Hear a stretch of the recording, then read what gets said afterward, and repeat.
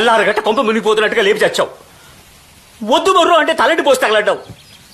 కడుపు దహించిపోతోంది. పరగడుపు నుంచి పచ్చి మంచినీళ్ళు ఎరగను. ముందు తీసుకెళ్లి గొడ్లకి గోతులకి పెడతావు. గుడ్డు కాదండి గోమాత. కళ్ళు దించుకుపోతే లెంపలేసుకోండి. ఆయనంతే బాగుందా?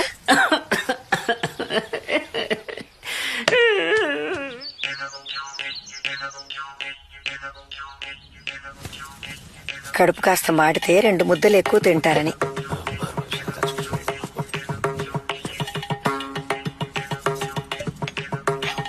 నెయ్యి పొయ్యి.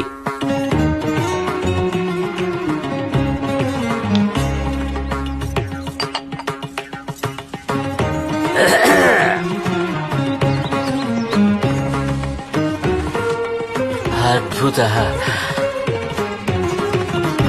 అమృతంలా ఉంది. ఈ విషయం వస్తువులో కాదే, నీ చేతిలో ఉంది.